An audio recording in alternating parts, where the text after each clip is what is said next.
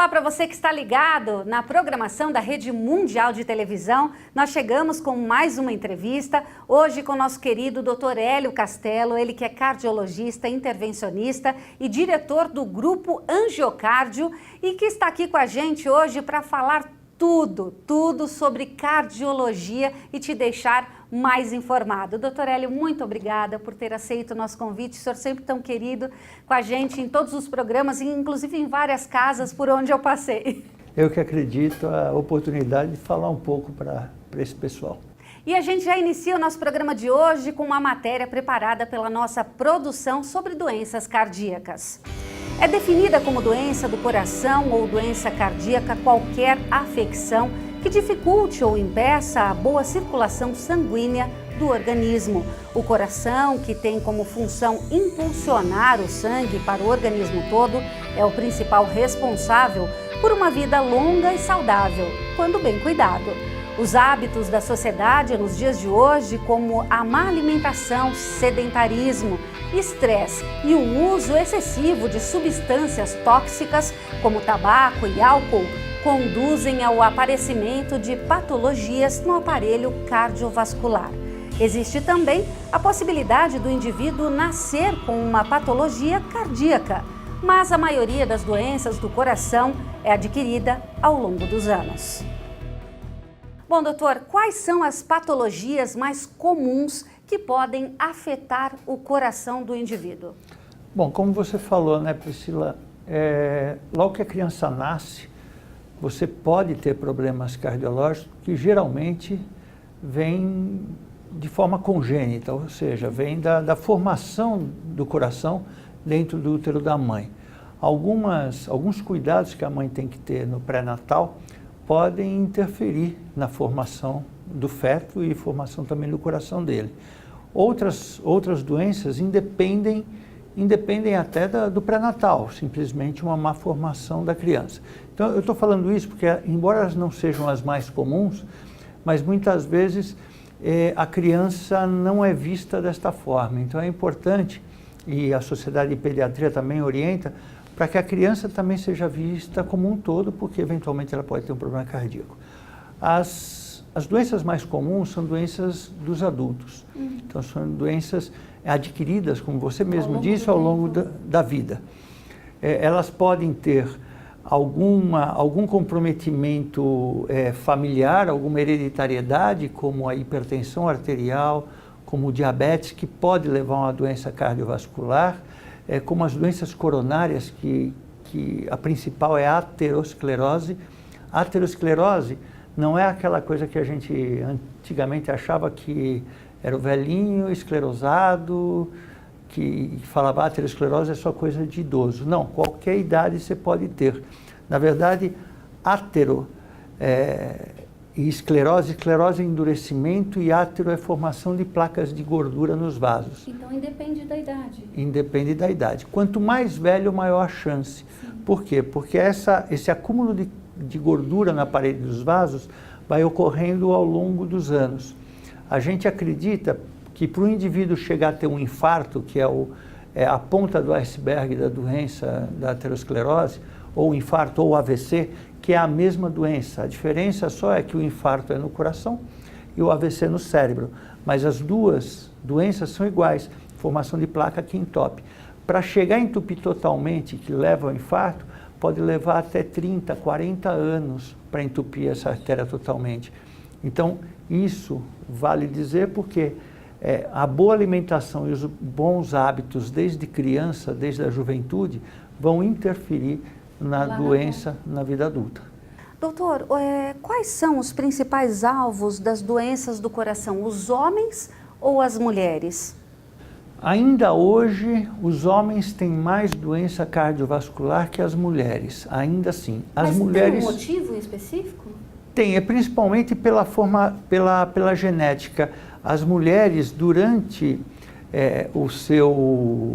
vamos dizer assim, toda a vida, como é que diz, produtiva da mulher, do ponto de vista hormonal, ela tem uma certa proteção. Não dá uma proteção de 100%, obviamente, mas a mulher tem menos doença cardiovascular, geralmente até ela chegar na menopausa.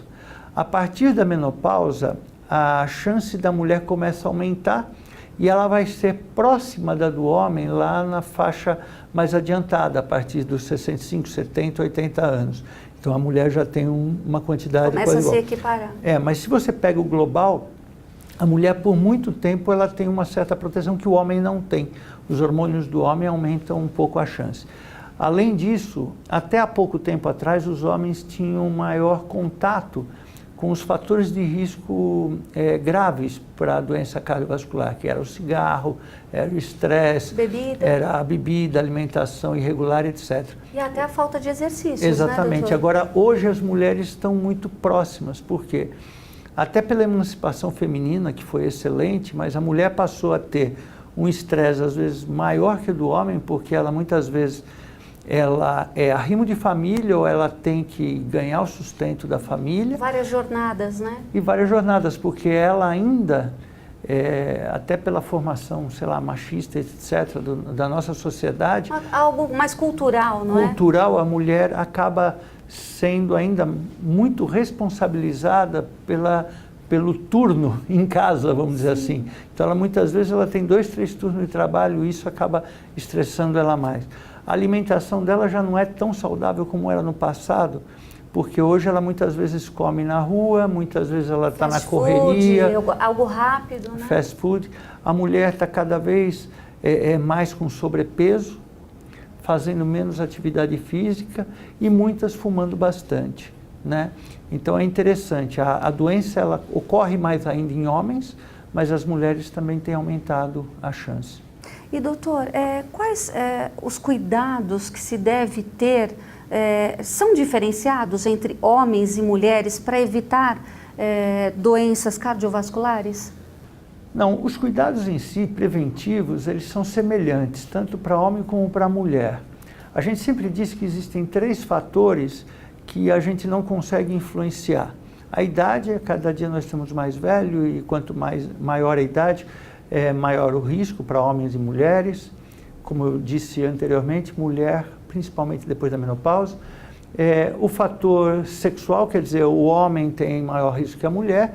E o fator hereditário. Então, se você tem alguém na família que já teve doença cardiovascular, principalmente antes dos 60 anos de idade, a tua chance é um pouco maior do que as outras pessoas. É mesmo, doutor? E por quê? Porque a genética influencia muito em como a gordura vai se manifestar dentro do nosso organismo, qual a chance dela grudar dentro da parede dos vasos, qual a chance de você ser hipertenso, de você ser diabético, que são doenças todas que acabam associadas e causando uma sinergia muito grave, vamos dizer assim, do ponto de vista cardiovascular. Aí nós temos uma série de outros fatores que são fatores que eu digo que são fatores de meio ambiente, de hábito de vida. Hoje a gente já sabe que o que influencia numa pessoa para ela ter boa saúde é muito menos o que nós médicos fazemos, que é dar remédio, fazer uma cirurgia, etc., do que o estilo de vida da pessoa. O estilo de vida influencia muito, demais, é uma das coisas que mais influenciam. Então, o que eu estou dizendo de estilo de vida é se a pessoa é sedentária ou faz uma atividade física, se a pessoa fuma ou não fuma. O cigarro é um grande vilão, principalmente se Ainda pode ser considerado o principal, neste caso?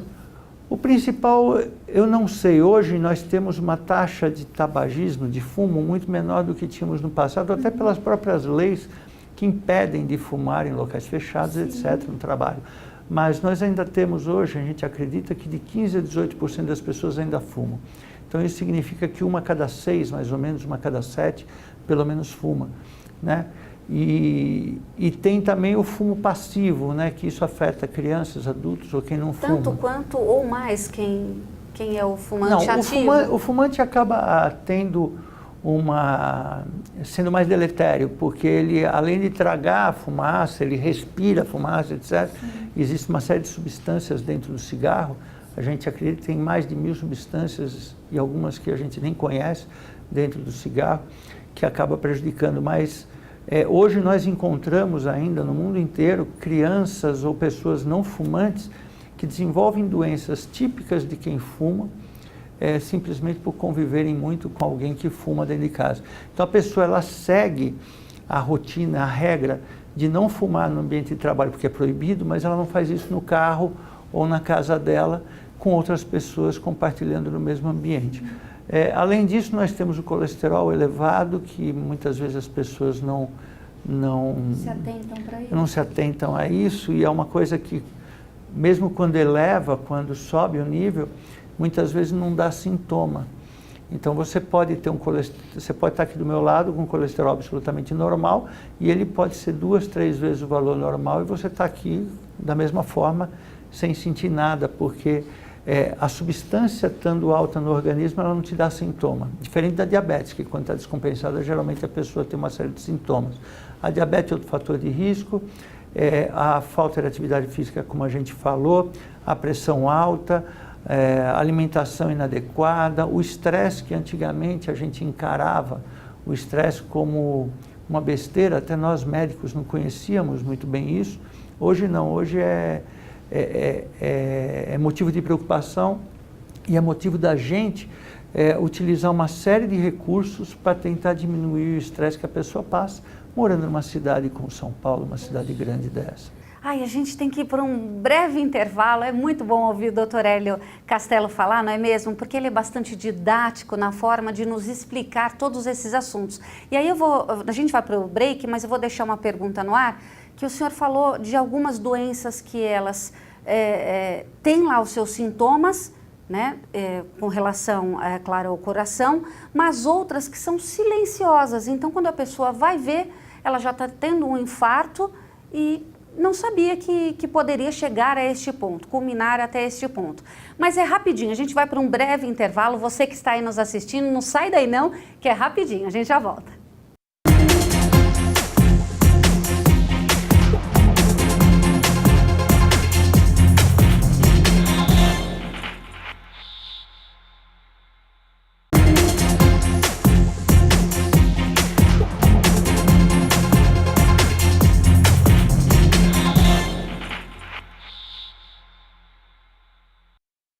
De volta com Notícias Mundial, que hoje recebe o Dr. Hélio Castelo, que é cardiologista, intervencionista e diretor do Grupo Angiocárdio, e que está aqui com a gente hoje para falar sobre as doenças do coração. Antes da gente ir para o intervalo, eu deixei uma pergunta no ar, porque as doenças do coração, muitas vezes, elas têm sintomas, e algumas outras, quando a pessoa vai ver, já está tendo um infarto e mal sabia que tinha alguma coisa que poderia levar até essa gravidade. Doutor, quais são as doenças que elas são silenciosas, né, decorrentes das doenças cardiovasculares, e tem outras que dão sinais, né? As silenciosas a gente pode considerar mais perigosas ou não? É muito interessante, sabe? A medicina, por isso que a gente disse que na medicina não é que nem receita de bolo, né? Que você corre pega, tudo normalzinho. Se você fizer tudo direitinho, provavelmente vai sair o bolo daquela forma, né? Cada ser humano, isso que é muito interessante, cada ser humano se manifesta de uma forma com uma determinada doença, e cada ser humano tem os sintomas de uma forma, e até a sua percepção em relação aos sintomas, né? Por exemplo, você tem uma pequena dor de cabeça, pode incapacitar você de vir trabalhar. Sim. E eu posso vir trabalhar com uma dor de cabeça que para você seria lancinante, e eu estou aqui batendo papo e conversando porque eu consigo me adaptar. Essa adaptação, ela muitas vezes faz com que a pessoa demore para procurar assistência médica, até porque ela percebe aquilo como uma coisa normal, ou ela acha que aquilo é normal porque ela engordou, normal porque ela está mais velha, enfim, algum sintoma. Então, os sintomas principais das doenças cardiovasculares, por exemplo, a insuficiência cardíaca, ela geralmente corre com muito cansaço, falta de fadiga, dificuldade para a pessoa sobe uma escada muito bem, e depois de um tempo ela vê que para fazer aquele mesmo esforço ela tem que parar 1, 2 vezes, ou ela cansa. Existem outros sintomas, por exemplo, falta de ar, ela acorda à noite com falta de fôlego, pode ter isso também.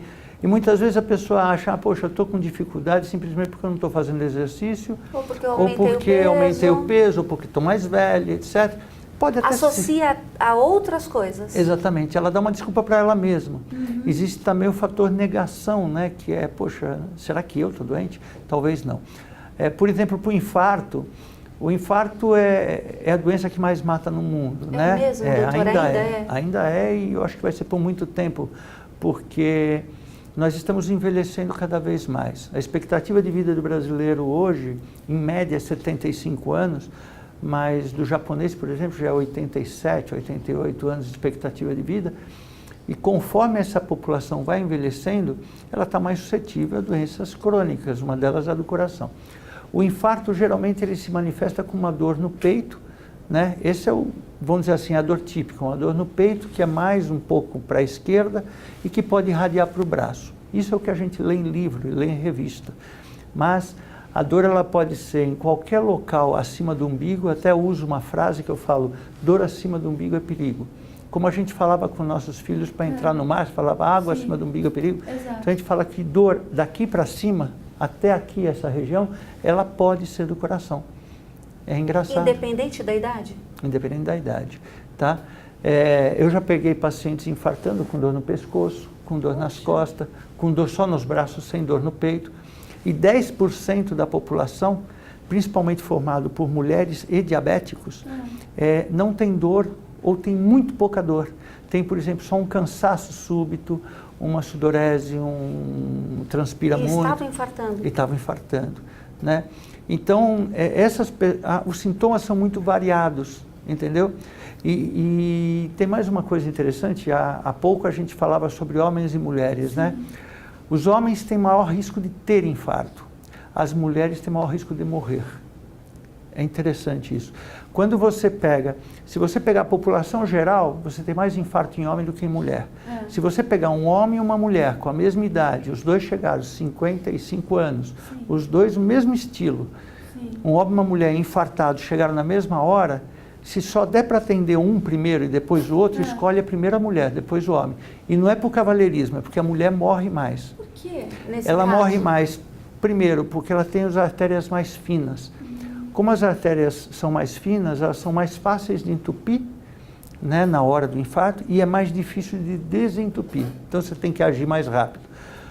O segundo fator, a mulher ela tem uma qualidade de ser mais altruísta do que o homem é mais egoísta.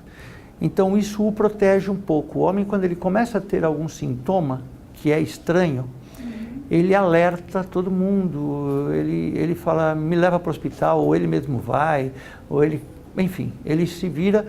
Por quê? Porque naquela hora ele pensa nele. A mulher, ela tem aquilo de cuidar dos outros, de cuidar da família. Então ela começa a sentir alguma coisa, ela fala assim, poxa, mas quem é que vai cuidar do cachorro, quem é que vai levar o filho, quem é que vai fazer o jantar, e ela perde tempo. E a gente sabe que no tratamento do infarto, tempo é vida. Quanto mais rápido for para o hospital, maior chance de se ficar bem. Numa outra oportunidade de entrevista com o doutor, o senhor me falou isso e me chamou muita atenção, doutor. Até o senhor vai concluir o raciocínio, claro, mas eu já deixo até a pergunta. O senhor, inclusive, falou de situações, como nós devemos agir com os colegas de trabalho mesmo, alguém sentindo uma dor ou em casa. Aí depois eu até queria que o senhor falasse, né? São cuidados que a gente deve ter com o próximo numa situação de infarto. Sem dúvida. Então, a mulher, por essa forma como ela foi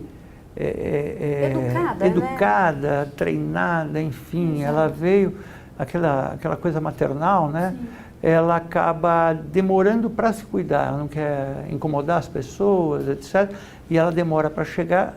Em média, ela chega um pouco mais tarde ao hospital do que o homem.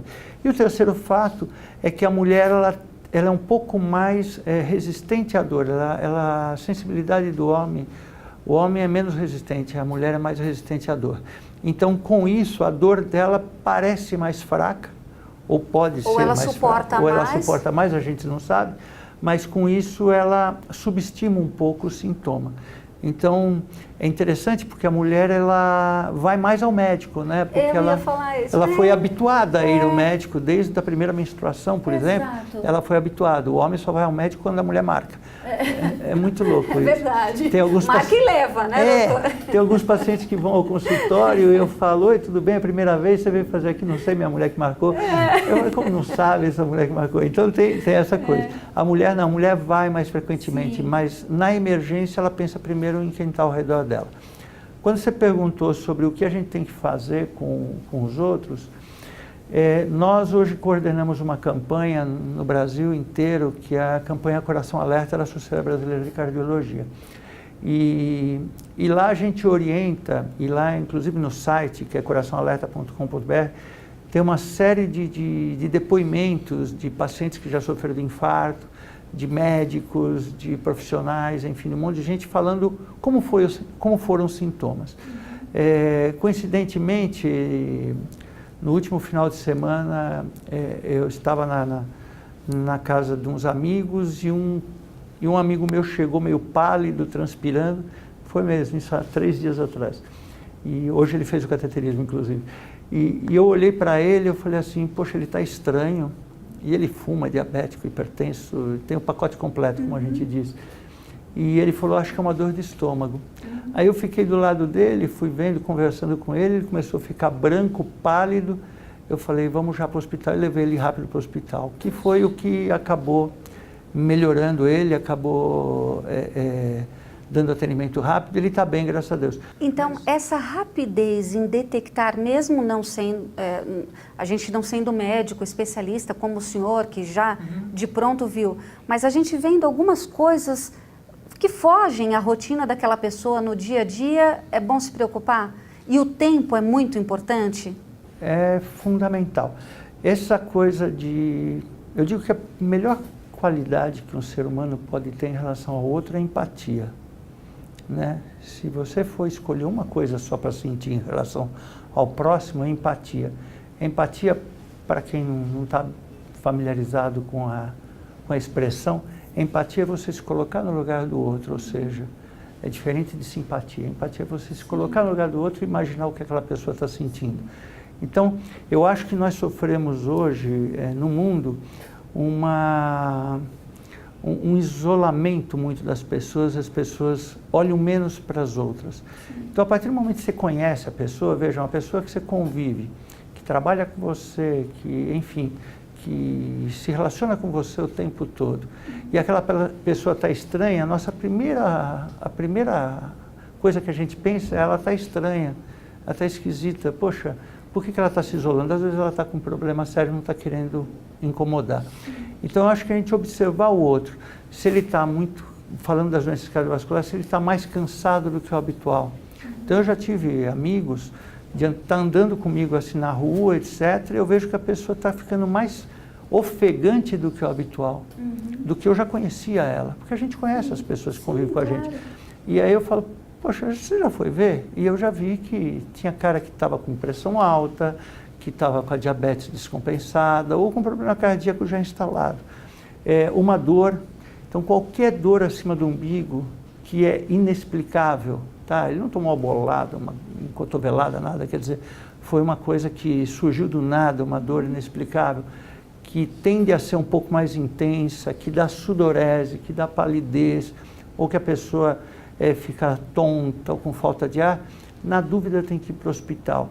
Né? Além disso, sempre conhecer um pouco da vida da gente e das pessoas, né? Saber que doença nossos pais tiveram, que doença que é mais...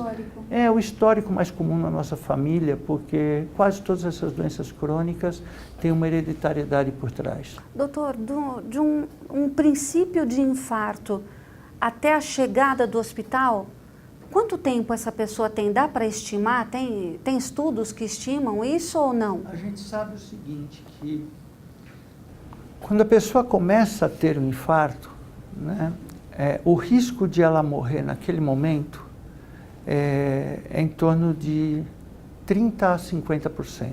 Alto, né? Quer dizer, é quase um cara e coroa, né? Então é muito alto.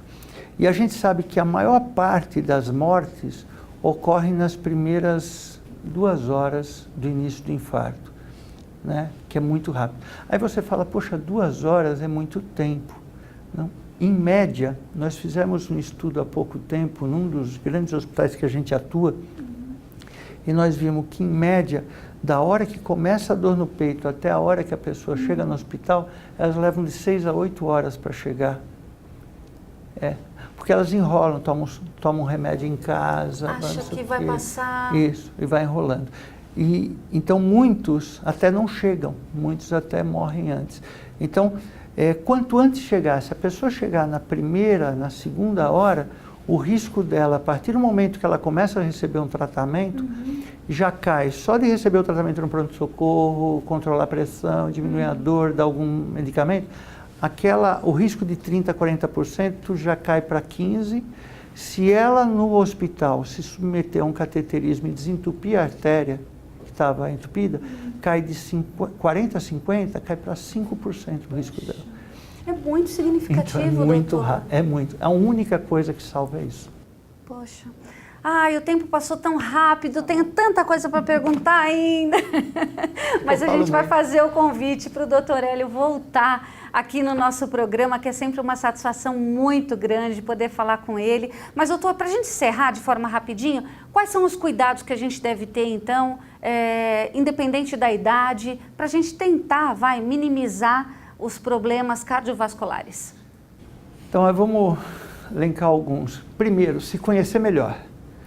Tá? Conhecer bem a sua saúde. Segundo, se tiver diabetes, hipertensão, controlar muito bem. Terceiro, fazer um check-up no mínimo anual no seu cardiologista. Quarto, não fumar, não usar nenhuma droga ilícita, porque aumenta muito o risco. Quinto, se tudo isso estiver ok, fazer atividade física e se alimentar bem e ser feliz. Oh, amém! Muito obrigada, doutora. Ai, que satisfação receber o senhor de novo, viu? Obrigada. Bom, hoje a gente teve a grande satisfação e eu tenho certeza que você aí de casa também gostou muito desse bate-papo com o Dr. Hélio Castelo. Ele que é cardiologista, intervencionista e diretor do grupo de angiocárdio. A gente, então, encerra por aqui, mas você não sai daí não, porque a gente tem mais informações aqui no Notícias Mundial, que está recheado de informações. Até lá!